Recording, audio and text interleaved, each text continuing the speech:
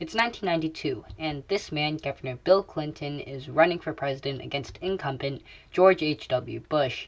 Clinton knows that in order to win, he's going to have to flip many Bush coalition voters, which are mostly made up of moderate to conservative white voters who voted for Reagan in the past. Clinton knows that he's basically, as a Democrat, got the liberal side of the country locked in, so if he can get those extra moderate/conservative voters, he knows that he will have a pretty good shot at beating Bush. So in order to do this, him and his running mate Al Gore, can't forget about Al Gore, brand themselves as a New Democrat. This branch of the Democratic Party supported some conservative beliefs to help appeal to those kinds of voters. For example, Clinton issued TV ads saying that he believed in welfare reform, he would support the death penalty, and he would cut wasteful government spending, which are all things supported by conservatives and moderates.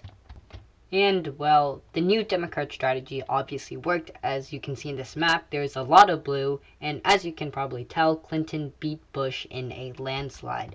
However, fast forward 2 years, and these are some of Bill Clinton's accomplishments. And as you can probably tell, the don't ask, don't tell, assault weapons bans, expanding background checks, as well as an attempt at universal health care all seem like pretty liberal government policies. And, well, liberal policy does not make conservatives happy. But the even worse part is that this liberal policy especially alienated those conservative voters that Clinton was trying to appeal to during the 1992 election.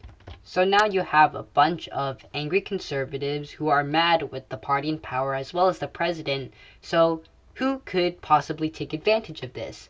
Well, Newt Gingrich, of course, a representative from Georgia and the Republican House leader. He sees Clinton's failure to appeal to these moderate to conservative voters as a major strategy in the upcoming midterm elections. So to do this, he created a thing called the Contract with America, which basically has a bunch of stuff that House Republicans promised and just a bunch of stuff that appealed to conservative voters. So, you see, before this, I quickly have to explain that the political climate in the 1990s was a lot different than what we have it today. Usually, when we think of Democrats, we think of liberal, and when we think of Republicans, we think of conservatives, and basically we see them as two parties that can never get along, and there's barely any middle ground. However, in that 90s political climate, which all of this is happening in, that wall and divide was a lot more unclear. Because at that time, you still had quite a lot of Democrats who were empowered that were considered conservatives, and a good number of Republicans who considered themselves liberals. You see, Clinton himself branded himself as a moderate to / conservative candidate. However, his legislative accomplishments, obviously did not reflect that, which is why you had this super angry voter base. So what you end up having is a bunch of conservative Democrats who were still with the party starting to oppose Clinton and starting to join the Republican Party in massive numbers. So though this obviously didn't happen in just one election cycle, many consider the upcoming midterms as the beginning of the Republican Party becoming a haven for modern day conservatism. So here comes election day, and Republicans, as expected, did super well. They made huge gains in the Senate, the House, the governor's races, as well as state legislatures. Just look at this map.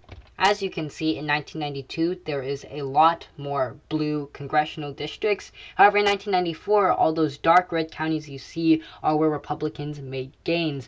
And as you can obviously tell, there are lots of them. They're all over the country. Republicans completely swept the House. But you see, I also like to mention two particular regions. First is the Deep South, where obviously it's a haven for conservative voters. As you can see, Republicans made especially good gains in the House in 1994 as compared to 1992. You can look at the maps themselves, and they basically tell this story.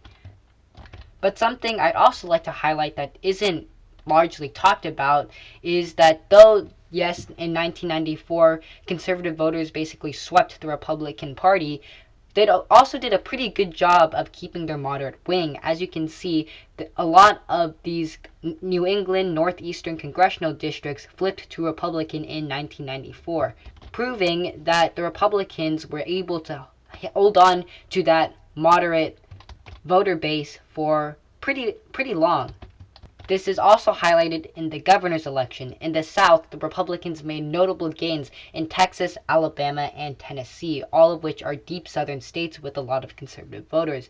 However, in the North, they were also not only able to hold governor's races in Michigan, Illinois, and Ohio, they were also able to make gains in New York, Pennsylvania, and Connecticut, proving that not only were they able to hold on to their moderate wing of the party, they were also able to expand it, while at the same time expanding their conservative.